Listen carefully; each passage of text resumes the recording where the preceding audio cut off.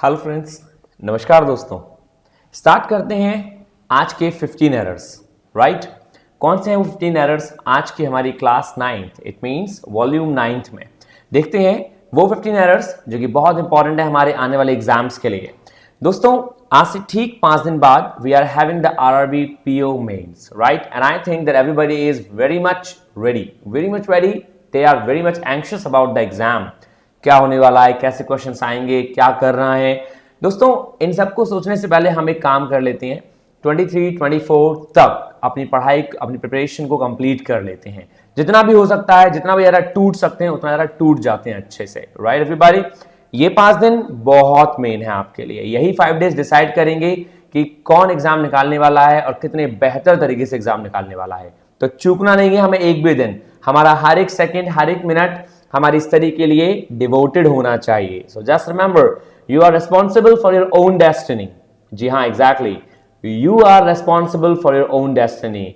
Nobody except then you is responsible. So just remember, आप ही जिम्मेदार हैं अपनी डेस्टिनी के लिए। तो दोस्तों, इंग्लिश का जो हमारा मेन उद्देश्य है वो बस केवल यही है कि जितने भी स्टूडेंट्स इंग्लिश अटेम्प्ट करते हैं उनको इंग्लिश करके आनी है, और जिनको इंग्लिश करके आनी है उनको कहीं ना कहीं कोई ना कोई जो दिक्कत होती है, जो प्रॉब्लम्स होती हैं, उन्हीं प्रॉब्लम्स को टैकल करने के लिए मैं आपके पास यहां आया हूं कि हम लोग डिसाइड करेंगे कि कैसे हमें क्वेश्चंस करने हैं। ये वाली वीडियो कि कैसे क्वेश्चंस करने हैं ये हम बाद में बात करेंगे। पहले हम फिनिश करेंगे दोस्तों आज के 15 errors. First, we guys are going to finish today's 15 errors. कौन से हैं वो 15 क्विक एरर्स जो एग्जाम्स में आते हैं और हमें आने ही चाहिए। तो स्टार्ट करते हैं बिना टाइम वेस्ट किए हुए 15 एरर्स दोस्तों। आइए,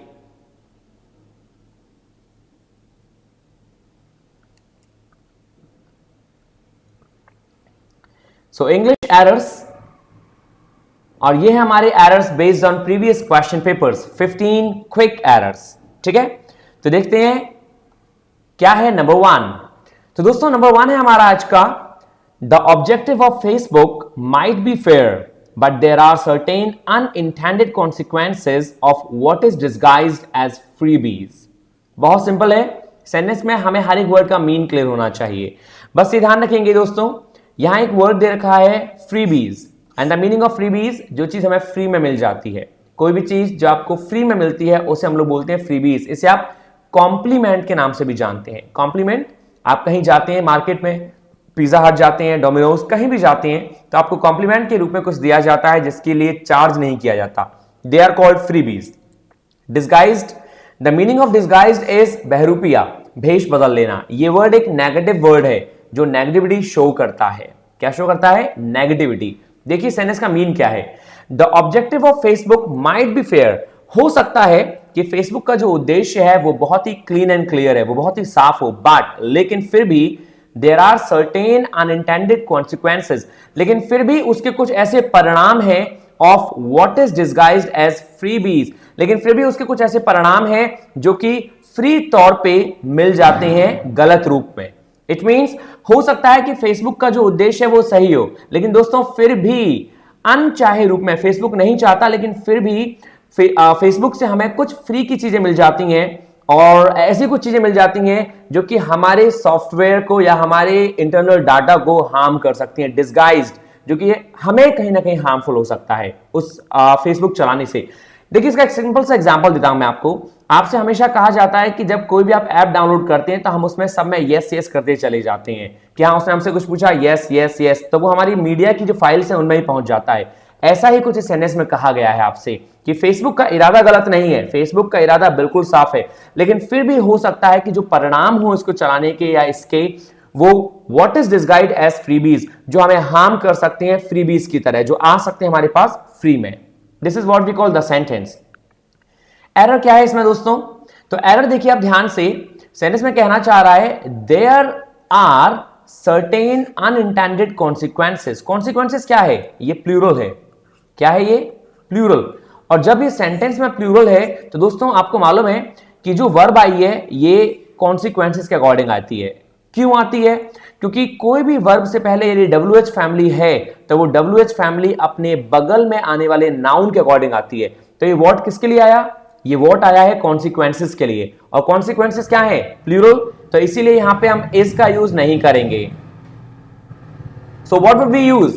In place of is दोस्तों we will use are. And why we will use are? Because here we are talking about consequences. Consequences plural है इसलिए are आ गया. तो सेंटेंस बन गया what are disguised as freebies, जो हमसे छुपाए जाते हैं फ्री के तौर पे, मतलब फ्री में छुपा लिए जाते हैं लेकिन हार्मफुल होते हैं. Is it clear? Number second दोस्तों, सेकंड है हमारा when the thief broke into their house. और पहले सेंटेंस का मीन समझेंगे यहां पे, इस वर्ड का मीन, ये जो फ्रेज है broke into. दोस्तों broke into का मतलब होता है चोरी करना, मतलब एक ऐसे इरादे से घुसना जो कि नेगेटिव है. तो सेंटेंस में कहना चाह रहा है, ये एक फ्रेज है, ये ध्यान रखेंगे आप लोग. ब्रेक इनटू जो है ये क्या है? ये एक फ्रेज है. तो सेंटेंस कह रहा है when the thief broke into their house, जब चोर उनके घर में एंटर कर गया, they raised a hue and cry. देखिए एक और फ्रेज यूज हुआ, hue and cry, and the meaning of hue and cry is noise. शोरगुल को बोलते हैं hue and cry. तो उन्होंने रेज किया, उन्होंने आवाज उठाई, उन्होंने नॉइज किया, and the thief caught immediately, और चोर को पकड़ लिया गया लोगों के द्वारा, बाय द पीपल. तो दोस्तों बाय द पीपल आ गया तो एक बात हमें क्लियर हो गई कि ये पैसिव वॉइस में दे रखा है. जहां भी बाई आता है और वॉज वेयर के संग थर्ड फॉर्म आती है वो पैसिव वॉइस कहलाता है, ये हमें क्लियर है. लेकिन दिक्कत ये है कि पैसिव वॉइस तो है लेकिन यहां पे द थीफ के बाद में वर्ब गायब है, यहां वर्ब नहीं है. सेंटेंस होना चाहिए था द थीफ वॉज कॉट, जब भी तो पैसिव बनेगा. चोर को पकड़ा गया किसी के द्वारा, तो हम क्या करते हैं पास्ट इंडेफिनिट में पैसिव वॉइस में कन्वर्ट करते समय पास्ट इंडेफिनिट को हम चेंज करते हैं was were plus third form में. तो दोस्तों सेंटेंस आपका क्या बना? सेंटेंस बना the thief was caught immediately, चोर को पकड़ लिया गया. तो यहां हमें जरूरत है वॉज की क्योंकि पैसिव वॉइस है. आई होप कि आपको ये क्लियर हुआ होगा कि आखिर हमने क्यों लगाया यहां पे वॉज. आइए करते हैं नंबर थर्ड. नंबर थर्ड कह रहा है मैनी ऑफ द स्ट्रेसेस. दोस्तों यहां पे जो स्ट्रेसेस वर्ड है इसका मतलब है प्रॉब्लम से. ये जो स्ट्रेसेस वर्ड है ये दिखा रहा है प्रॉब्लम्स को. क्यों भाई, मुझे कैसे मालूम? क्योंकि दोस्तों स्ट्रेसेस का मतलब होता है तनाव, जो आपको स्ट्रेस होता है वो तनाव कहलाता है. लेकिन ये बात कर रहा है कॉन्स्टिट्यूशन की, तो कॉन्स्टिट्यूशन में तनाव का मतलब जो कॉन्स्टिट्यूशन में प्रॉब्लम्स हैं. तो सेंटेंस कहना चाह रहा है many of the stresses to our own constitution, हमारे खुद के कॉन्स्टिट्यूशन में, खुद के संविधान में जो समस्याएं हैं वो उत्पन्न होती हैं. स्टैम्प्स मतलब जड़ बना देती हैं. तो यहां पे जड़ बनाने से मतलब है उत्पन्न होने से. ठीक है, वो उत्पन्न होती है, किससे उत्पन्न होती हैं वो problems?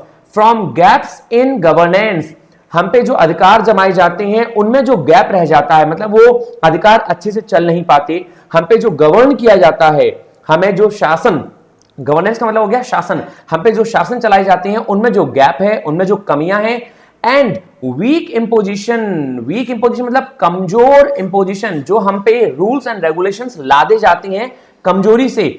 Of the rule of the law, कानून के द्वारा, मतलब जो कानून के रूल होते हैं वो बहुत ही कमजोर तरीके से जो लादे जाते हैं, और जो हम पे अधिकार जमाया जाता है, हम पे जो गवर्न किया जाता है, उनमें जो गैप होता है, उनमें जो त्रुटियां होती हैं, उन त्रुटियों के कारण कॉन्स्टिट्यूशन में क्या होता है? कॉन्स्टिट्यूशन में प्रॉब्लम होती है.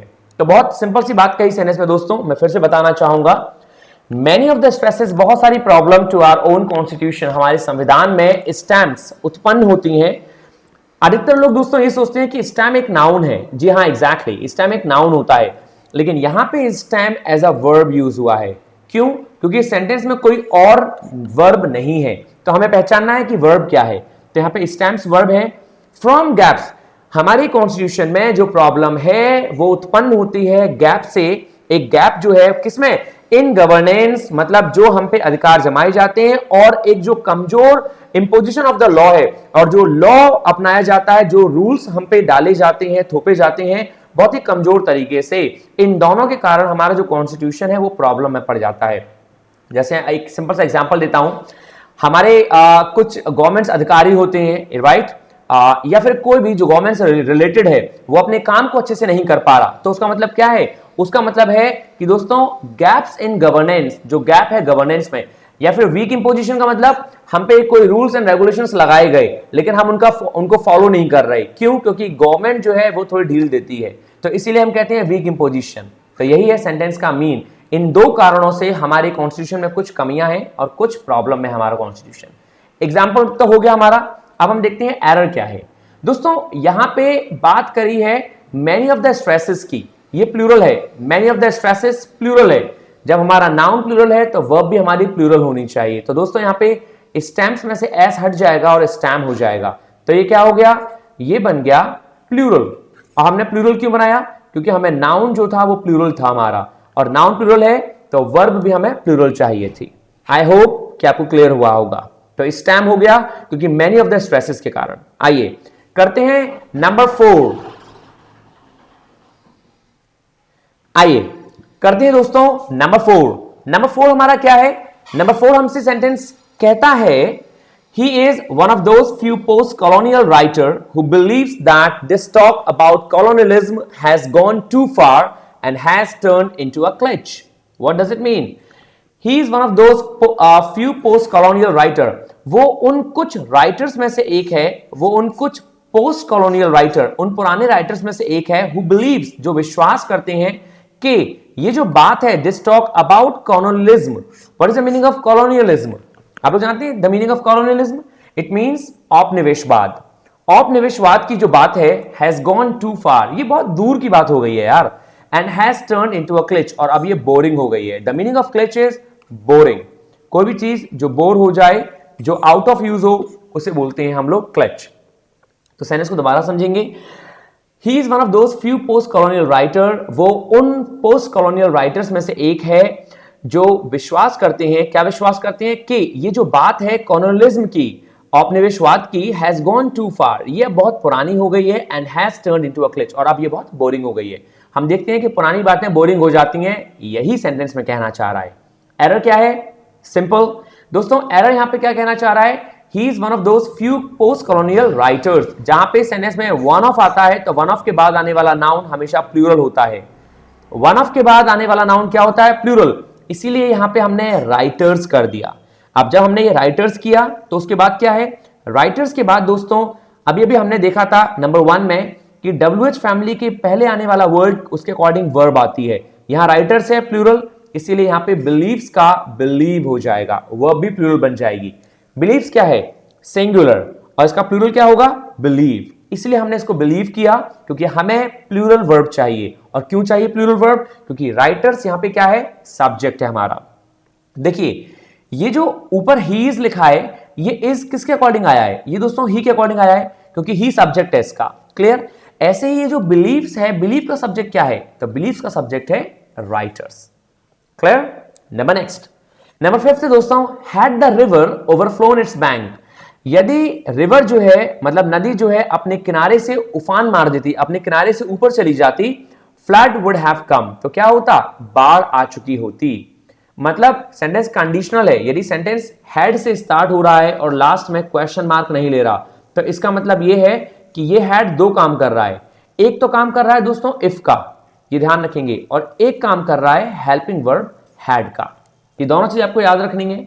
यदि सेंटेंस हेड से स्टार्ट होता है और अपने संग क्वेश्चन मार्क नहीं लेता, तो ये एक तो इफ का काम करता है और एक हैड का काम करता है। इसीलिए मैंने आपको मीन बताया, हैड द रिवर ओवरफ्लोन। इसको मैं ये भी कह सकता हूं, इफ द रिवर हैड ओवरफ्लोन, यदि नदी ओवरफ्लो हो गई होती, यदि बढ़ गई होती, उसमें उफान आ गया होता उसके किनारे पर, फ्लड वुड हैव कम, तो बाढ़ आ चुकी होती। तो दोस्तों हमने देखा है कि सेंटेंस में हमेशा एक चीज होती है, वो क्या होता है कि सेंटेंस जब कंडीशनल हो और हैड से स्टार्ट होता है तो वहां पे वर्ब की थर्ड फॉर्म आती है हैड के साथ। ये हम सबको अच्छे से पता है। Am I clear everybody?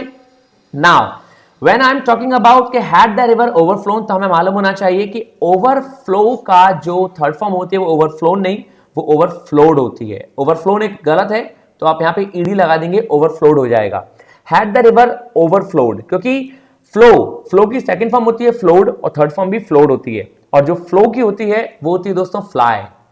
Fly की होती है fly, flu, flown, fly, flu और फ्लॉन। आई थिंक ये क्लियर है आपको। लेकिन यहां बात कर रहा है फ्लो की, और फ्लो की वर्ब होती है फ्लो, फ्लोड एंड फ्लोड। ये है इसकी फर्स्ट, सेकंड और थर्ड फॉर्म, जो हमें पता होनी चाहिए। इट्स सिंपल, इसे हमने ओवरफ्लोड कर दिया। और वुड हैव के संग थर्ड फॉर्म है, क्योंकि कम की थर्ड फॉर्म कम ही होती है, तो वुड हैव के संग थर्ड फॉर्म आया है, it's very fine. Number 6, number 6 है आपका, my father does not mind to be disturb. मेरे पिता को कोई परेशानी नहीं होती डिस्टर्ब होने में, जब वो परेशान हो जाए तो उनको कोई परेशानी नहीं होती यदि कोई उनको डिस्टर्ब करे while he is reading the newspaper, जब वो न्यूज़पेपर पढ़ रहे होते हैं। अक्सर जब हम न्यूज़पेपर पढ़ते हैं, कोई भी चीज पढ़ते हैं तो कोई बातें करता है, हमें डिस्टर्बेंस होता है, लेकिन सेंटेंस में राइटर कह रहा है कि मेरे पिता को कोई दिक्कत नहीं होती, my father does not mind to be disturbed. Clear, simple है दोस्तों। यहां एरर सोचा समझा एरर है, यहां पे एरर जो है वो है दोस्तों माइंड टू का। सेंटेंस में कहीं भी माइंड टू आ जाए तो आप ध्यान रखेंगे माइंड टू के साथ हम वर्ब की आईएनजी फॉर्म लगाते हैं। क्या लगाते हैं? आईएनजी। इसीलिए यहां पे माइंड टू के बाद बी में लग जाएगा बीइंग, BEING, बीइंग। हमने क्यों यूज किया बीइंग? क्योंकि मैं आपको फिर बता दूं, जहां सेंटेंस में माइंड टू आता है, माइंड टू के साथ आप बीइंग का यूज करते हैं, ना कि बी का। माइंड टू अपने साथ आईएनजी लेता है। सिंपल, तो सेंटेंस सिंपल था, my father does not mind to being disturbed while he is reading the newspaper. Number 7 कह रहा है आपसे अ रियली गुड कॉन्स्टिट्यूशन, एक सबसे अच्छा जो कॉन्स्टिट्यूशन होता है, hold up the mirror to the government, वो सरकार के सामने, गवर्नमेंट के सामने एक मिरर की तरह काम करता है, एक मिरर रखता है। एंड इनेबल्स, और योग्य बनाता है, द पब्लिक, पब्लिक के साथ साथ लीडरशिप को। लीडरशिप को हम हिंदी में क्या बोलते हैं दोस्तों? या मुझे बताएंगे कि लीडरशिप क्या कहलाती है? And public as well as leadership, अब वो पब्लिक के साथ साथ लीडरशिप को भी योग्य बनाता है टू आइडेंटिफाई शॉर्टफॉल्स, उनकी कमियों को जानने में। क्लियर हुआ? मतलब एक जो अच्छा संविधान होता है वो सरकार के सामने एक मिरर का काम करता है और पब्लिक को, जनता को और लीडरशिप की कमियों को वो सामने लाता है उनके, कि वो उनकी कमियों पे काम करें और अच्छा बनाएं। ऐसे क्लियर एवरीबॉडी? ये सेंटेंस बहुत सिंपल था जो आपको क्लियर हुआ। नाउ सेंटेंस में एरर क्या है? तो एरर हम देखेंगे, a really good constitution holds up होना चाहिए। क्यों? अ रियली गुड कॉन्स्टिट्यूशन दोस्तों सिंगुलर है। मुझे आशा है कि आपको पता होगा ये चीजें सिंगुलर होती हैं। यहां पे कोई भी वर्ड प्लूरल यूज नहीं हुआ, तो जब कोई भी प्लूरल नहीं हुआ तो ये सिंगुलर है, और सिंगुलर के लिए हम सिंगुलर वर्ब यूज करते हैं, इसलिए होल्ड्स सिंगुलर है। क्लियर? अब मैंने आपसे पूछा था कि लीडरशिप की हिंदी क्या होती है, तो आप में से बता सकता है मुझे लीडरशिप की हिंदी क्या होती है? दोस्तों लीडरशिप की हिंदी होती है नेतृत्व। नेतृत्व मतलब जो नेता नेतृत्व करते हैं, तो गुड लीडर, तो लीडर जो होते हैं वो लीडरशिप करते हैं, तो नेतृत्व हो गया। तो उसने सेंटेंस में क्या कहा था? पब्लिक की जो कमियां हैं और नेतृत्व में जो कमियां हैं उनको हमारा कॉन्स्टिट्यूशन दिखाता है हमारे सामने, वो योग्य बनाता है, वो होता है असली कॉन्स्टिट्यूशन। तो क्लियर हो गया? होल्ड्स, यहां पे सेंटेंस बिल्कुल सही हो जाएगा जब होल्ड्स कर देंगे सिंगुलर वर्ब।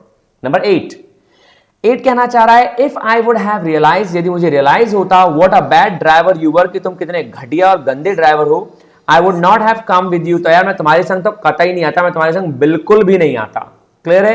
तो सेंटेंस दोस्तों दोनों में वुड हैव और वुड हैव आ रहा है, तो एक में वुड हैव नहीं आएगा और ऊपर वाले में वुड हैव नहीं आएगा, तो क्या आएगा? ऊपर वाले में आएगा हैड। और क्यों आएगा हैड?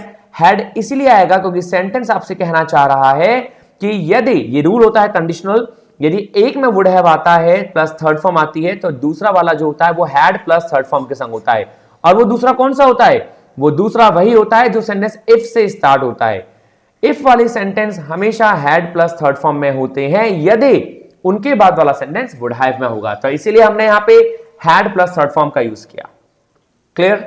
नंबर 9 कहता है, ही कॉन्फिडेंटली आस्क्ड द क्राउड, उसने बहुत ही विश्वास से क्राउड से पूछा, जनता से पूछा, इफ दे थॉट, कि यदि वो सोचते हैं, दैट ही वाज राइट, कि यदि वो सही था, and the crowd shouted that they do, और क्राउड चिल्लाए कि हां वो ऐसा ही सोचते हैं कि तुम बिल्कुल ठीक हो, तुमने जो किया वो बिल्कुल ठीक किया। यह सेंटेंस का मीन। तो एरर क्या हुआ?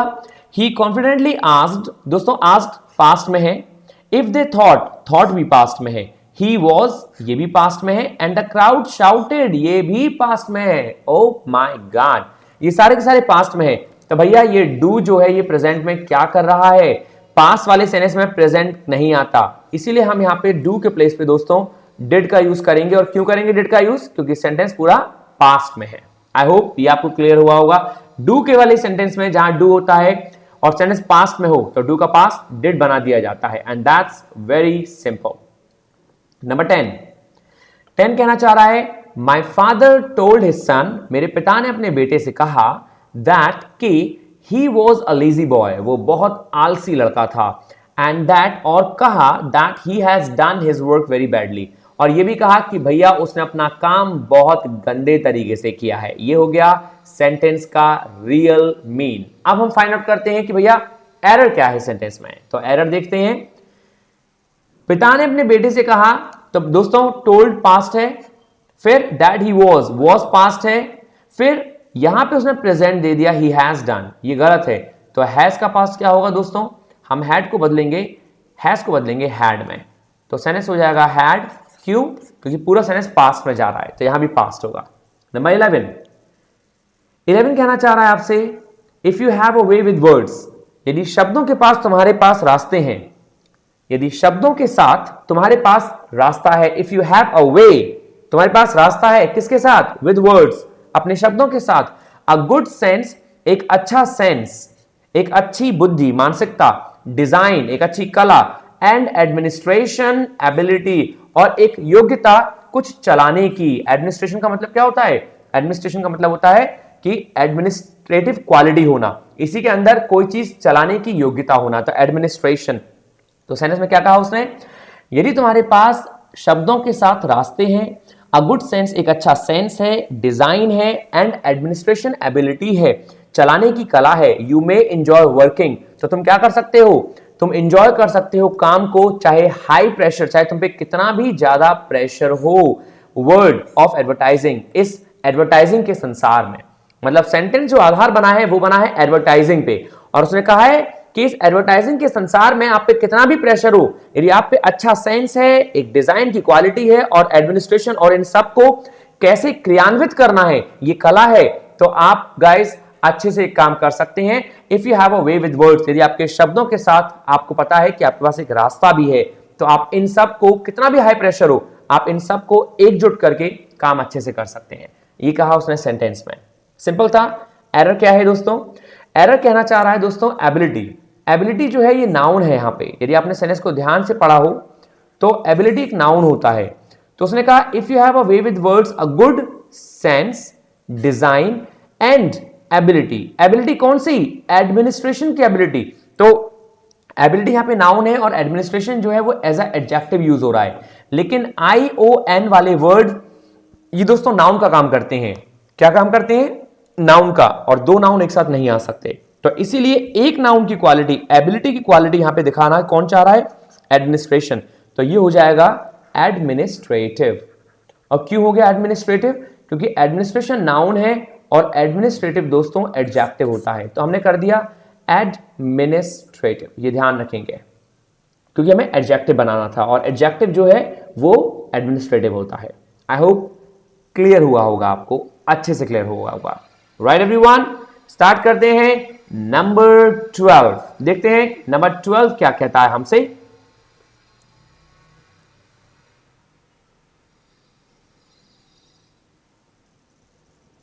नंबर 12 हमसे कह रहा है दोस्तों, the Congress party stood for implementation of the nuclear liability bill. Congress party जो है वो खड़ी हुई इंप्लीमेंटेशन के लिए, क्रियान्वयन के लिए, कि कोई चीज क्रियान्वित करनी है, कोई चीज, कोई एक्ट पास करना है, क्या, ऑफ द न्यूक्लियर लायबिलिटी, जो न्यूक्लियर की योग्यता वाला बिल है उसको इंप्लीमेंट करना है, पास कराना है, एंड वाज रेडी, और तैयार हो गई, to stake their political existence, ओहो, और अपनी राजनीतिक छवि को दाव पर लगाने के लिए भी तैयार हो गई। पॉलिटिकल मतलब राजनीतिक, और एग्जिस्टेंस मतलब उसकी छवि, मतलब एग्जिस्टेंस मतलब किसी समय होना, किसी का एग्जिस्ट करना। तो सेंटेंस में कहा कि कांग्रेस पार्टी जो है वो न्यूक्लियर लायबिलिटी, न्यूक्लियर का जो दायित्व था उसका बिल लेके खड़ी हो गई इंप्लीमेंट कराने के लिए, और इसी तरह उसने अपनी राजनीतिक छवि को भी दांव पे लगा दिया कि भाई ये तो मुझे पास कराना ही कराना है, चाहे लोग कुछ भी सोचें। ये था सेंटेंस का मीन। एरर क्या है, तो एरर है दोस्तों, यहां पे आपने देखा होगा द कांग्रेस पार्टी सिंगुलर है।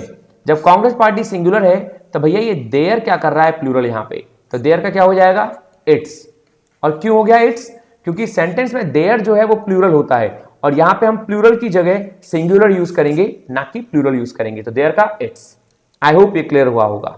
नंबर 13 कहना चाह रहा है आपसे, he is the most intelligent and also the very talented student of the college. वो बहुत ज्यादा इंटेलिजेंट और बहुत टैलेंटेड बंदा था कॉलेज का, था नहीं, है, ही इज। तो वो बहुत टैलेंटेड और बहुत इंटेलिजेंट बंदा है, कहां का, कॉलेज का, ही इज। तो दोस्तों सेंटेंस में यदि हम एरर देखेंगे तो हम एक चीज फाइंड आउट करेंगे, he is the most intelligent and also the very talented. Sentence में यहाँ पे इंटेलिजेंट के साथ यहाँ पे मोस्ट का यूज हुआ है। क्या यूज हुआ है? मोस्ट। जब ये सुपरलेटिव डिग्री है तो टैलेंट के आगे भी सुपरलेटिव यूज होगी। तो यहाँ पे आप वेरी का यूज ना करके आप क्या यूज करेंगे? मोस्ट। तो यहाँ पे आप मोस्ट का यूज करें और सेंटेंस में आएगा मोस्ट। तो सेंटेंस बन गया आपका, he is the most intelligent and also the most talented. यहाँ पे दोस्तों सिंगुलर की बात हुई है ही की, तो ही के साथ जब द एक बार लग गया तो दोबारा द नहीं लगेगा, आपको दोबारा द का यूज नहीं करना। तो इसलिए he is the most intelligent and also most talented student of the college. तो यहां आप मोस्ट का यूज करें ना कि द का यूज करें, दोनों सुपरलेटिव डिग्री बन जाएंगी, लेकिन आप दोबारा द नहीं करेंगे क्योंकि दो बार द का मतलब क्या हो जाता है, यहां सेकंड टाइम द का मतलब हो गया कि आप यहां पे दो बंदों को दिखा रहे हैं और हम यहां पे केवल एक ही बंदे की बात कर रहे हैं। जब आप किसी एक ही बंदे की बात करेंगे या फिर एक ही स्टूडेंट के बारे में बात करते हैं, एक ही व्यक्ति के बारे में, तो आप एक ही बार द लगाते हैं, दो लोगों को रिप्रेजेंट करते हैं। क्लियर? नंबर नेक्स्ट, नंबर 14 कहना चाह रहा है the soul of a constitution. Constitution की जो आत्मा है, लाइज, वो टिकी हुई है, वो रहती है इन इट्स विजन, अपनी दृष्टि में, उसकी खुद की दृष्टि में, of the kind of society that the country will seek. और वो दृष्टि कैसी है? वो दृष्टि ऐसी है कि जो कंट्री है, जो देश है, वो एक ऐसी कंट्री, ऐसी सोसाइटी का, ऐसे समाज का निर्माण करे, टू बिल्ड देयर इंस्टीट्यूशन। कैसी सोसाइटी का निर्माण करे? एक ऐसी सोसाइटी का निर्माण करे जो कि उसके इंस्टीट्यूशन की तरह हो। To build through their institution. एक इंस्टीट्यूशन का जो नाम आता है वो अच्छाई के लिए आता है कि भाई ये इंस्टीट्यूट है, यहां अच्छी शिक्षा दी जाती होंगी। तो वही सेंटेंस में कहा उसने कि कॉन्स्टिट्यूशन का जो विजन है, कॉन्स्टिट्यूशन की जो दृष्टि है, वो डिपेंड करती है, वो रहती है उस कंट्री की सोसाइटी पर। मतलब वो जो सरकार, वो जो कंट्री है, वो जो देश है, उस देश की जो सोसाइटी है, जो समाज है, उस पर। और वो कैसे? कि वो जो देश है वो एक ऐसी सोसाइटी बनाए जो उसके इंस्टीट्यूशन पे डिपेंड करती है, उसका इंस्टीट्यूशन जैसा है वैसा ही उसका समाज हो। हम इंस्टीट्यूशन तो अक्सर बहुत अच्छा दिखा देते हैं, लेकिन समाज हमारा थोड़ा अजीब सा हो जाता है। यही उसने सेंटेंस में कहने की कोशिश करी है, जैसा आप शिक्षा देते हैं वैसे ही सोसाइटी को रखें, ना कि शिक्षा और सोसाइटी दोनों विपरीत होनी चाहिए। क्लियर दोस्तों? तो एरर क्या है इसमें? The soul of a constitution lies in its vision of the kind of society that the country will seek to build through their institution. यहां दोस्तों कंट्री की बात हुई है, कंट्री सिंगुलर है, इसलिए देयर नहीं आएगा, इट्स आएगा। तो यहां भी आप क्या यूज करेंगे? इट्स यूज करेंगे। और क्यों यूज करेंगे इट्स? क्योंकि कंट्री सिंगुलर है और देयर प्लूरल होता है। तो यहां पे प्लूरल ना आके सिंगुलर प्रोनाउन आएगा, and that's simple. And the last for today, number 15 कहना चाह रहा है no sooner the teacher enter the class. जैसे ही टीचर क्लास में आया, द स्टूडेंट्स स्टूड अप, बच्चे खड़े हो गए। बहुत सिंपल एरर है। सेंटेंस जब भी नो सूनर से स्टार्ट होगा, इसके साथ आप हमेशा तुरंत ही हेल्पिंग वर्ब का यूज करते हैं। तो दोस्तों यहां पे डिड का यूज हो जाएगा। क्यों यूज हुआ डिड का? कि जब भी सेंटेंस नो सूनर से स्टार्ट होता है, उसके तुरंत बाद हम हेल्पिंग वर्ब लगाते हैं। और हमने डिड ही क्यों लगाई? क्योंकि सेंटेंस में स्टूड लिखा है, पास्ट में है सेंटेंस, और पास्ट वाले सेंटेंस में हेल्पिंग वर्ब डिड लगती है। कुछ बच्चों का क्वेश्चन ये भी हो सकता है कि सर हैड क्यों नहीं लगाया? यदि आप यहां पे हैड लगाएंगे तो आपको यहां पे एंटर्ड भी करना पड़ेगा, हैड के संग थर्ड फॉर्म, लेकिन एक सेंटेंस में दो एरर नहीं कर सकते, इसीलिए हमने डिड का यूज किया। आई होप कि ये सेशन आपके लिए फ्रूटफुल होगा, ये सेशन आपको समझ में आया होगा। दोस्तों यदि समझ में आया तो please write down on my comment box whatever you got the point, and if you want to ask me something, यदि आपको कुछ भी पूछना है तो आप मुझे कमेंट बॉक्स में लिख सकते हैं। So this is done for today. I'm extremely happy that I taught you today once again. ये 5 days का सेशन बहुत इंपॉर्टेंट है और इस सेशन में मैं आपको कुछ सेंटेंस अरेंजमेंट और सेंटेंस अरेंजमेंट के संग कुछ कनेक्टर्स भी बताऊंगा जो आपके एग्जाम में आने हैं और जो आते हैं। So please be in touch with me. Stay tuned. We are meeting very soon again. So thank you for today दोस्तों. Stay hungry, stay healthy and stay happy at your home. Thank you. Namaskar.